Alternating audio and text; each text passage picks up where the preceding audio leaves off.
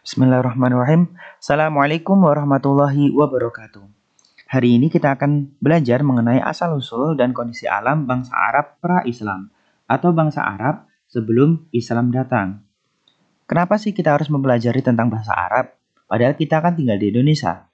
Jadi, karena kita akan mempelajari tentang Islam dan Islam itu lahirnya di Arab, maka kita harus mempelajari terlebih dahulu Arab itu seperti apa, penduduknya seperti apa, dan lain sebagainya, biar kita lebih paham tentang Islam. Yang pertama, bangsa Arab itu tinggal di Jazirah Arab. Arab itu dikenal sebagai Jazirah Arab. Kenapa sih dikenal sebagai Jazirah Arab? Jazirah artinya adalah semenanjung atau tanjung yang luas.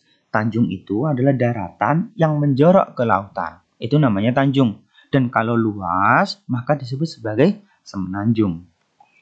Dan Arab itu sendiri artinya adalah gurun pasir atau tanah tandus atau Sahara. Jadi kalau Jazirah Arab berarti semenanjung gurun pasir. Kenapa disebut seperti itu?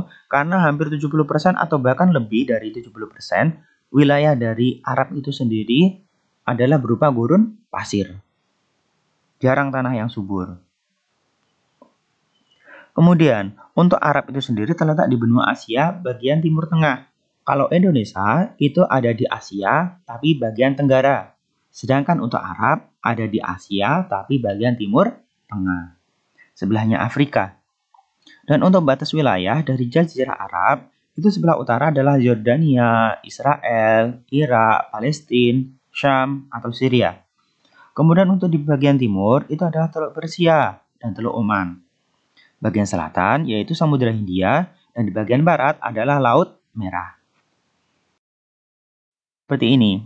Ini adalah daerah dari Jazirah Arab.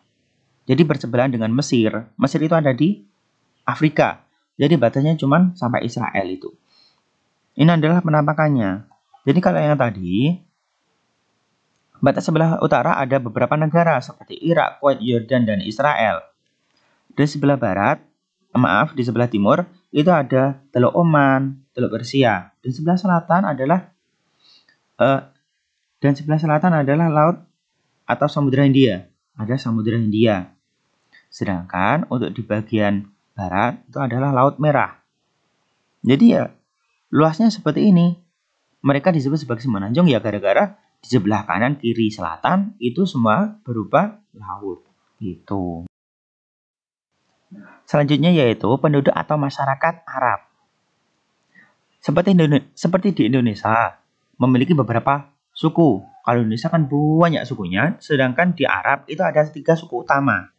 3 suku utama. Yang pertama, yaitu suku Arab kuno atau suku Arab Al-Badi'ah. Kemudian, suku Arab asli atau suku Arab Al-Aribah. Dan yang ketiga, yaitu suku Arab pendatang atau Al-Arab Al-Musta'ribah. Suku Arab kuno itu adalah kaum Ad, kaum Samud, kaum Tasem, kaum Judes, dan kaum Jumhur. Mereka sudah hilang dari Arab atau sudah punah. Namun di beberapa catatan bangsa Arab, mereka pernah meninggali daerah Arab. Namun sekarang sudah tidak ada keturunannya. Kemudian yaitu suku Arab asli atau Al-Arab Al-Aribah. Mereka adalah keturunan dari Ya'rub bin Yasjub bin Khahtah.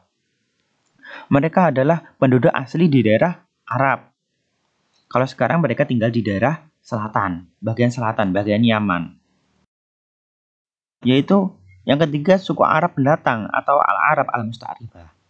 Mereka adalah keturunan dari Nabi Ismail alaihissalam atau dari suku Adnan. Perlu kalian ketahui bahwasanya Nabi Ismail itu datang dari Persia, dari Irak. Jadi sebelah utara agak ke timur dari Arab. Itu Nabi Ismail datang dari sana. Kemudian suku Adnan ini melahirkan suku Ammar. Dan dari suku Ammar ini melahirkan suku Quraisy.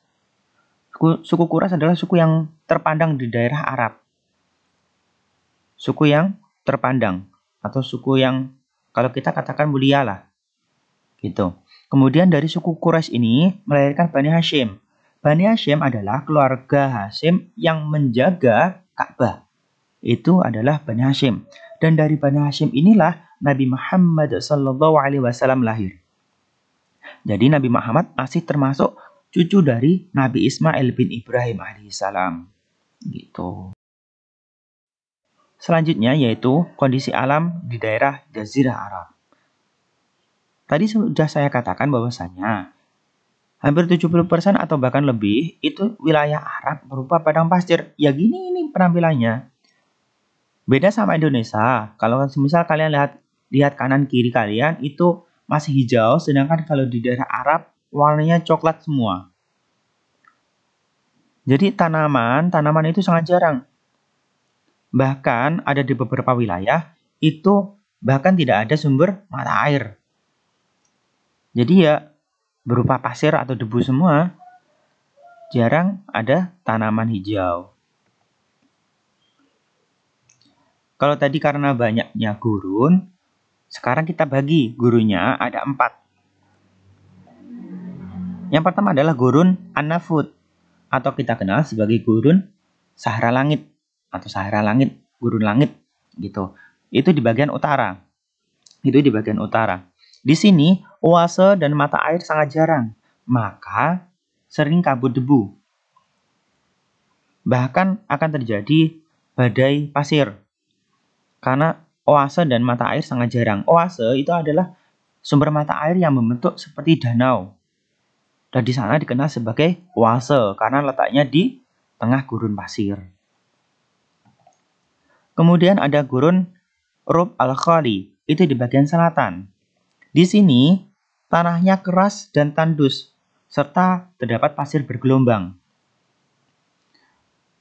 Seperti tadi, ada kayak bukit-bukit kecil, itu dari pasir. Nah, ini di gurun Rub al-Khali itu sangat banyak di sana.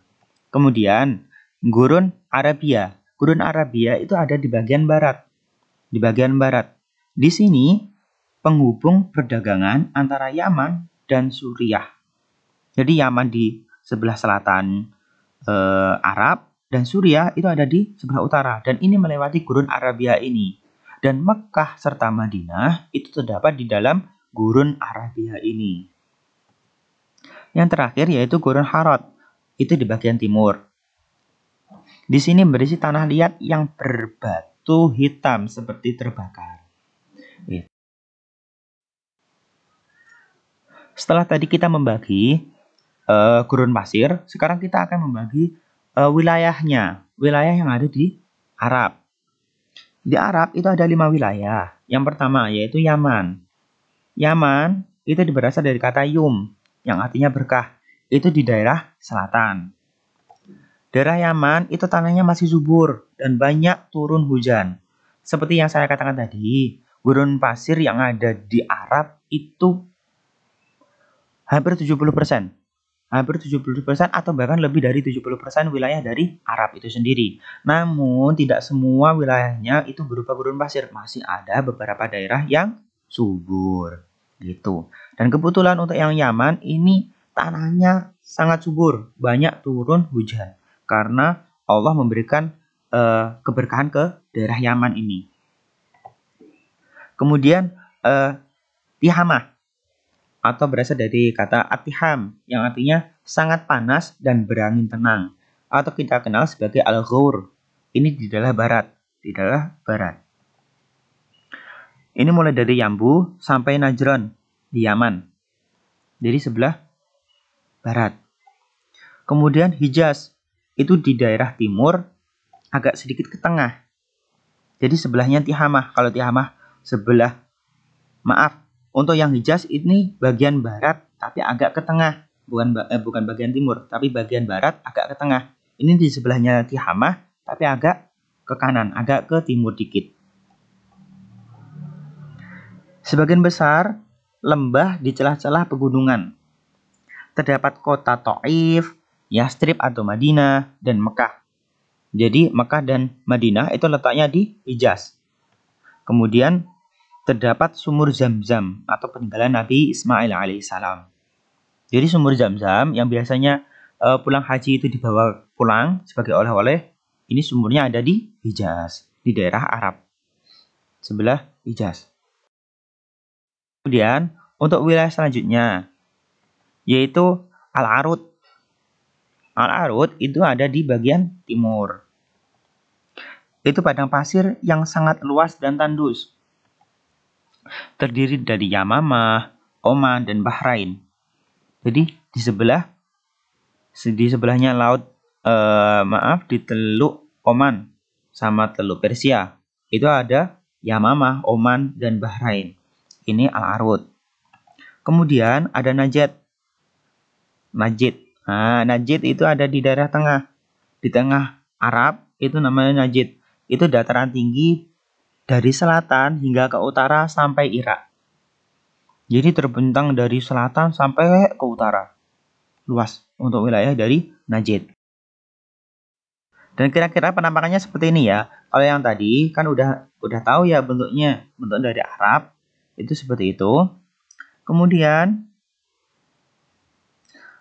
yang Yaman tadi ada di bagian bawah ini. Ada di bagian bawah. Kemudian untuk yang Tihamah ada di sebelah barat.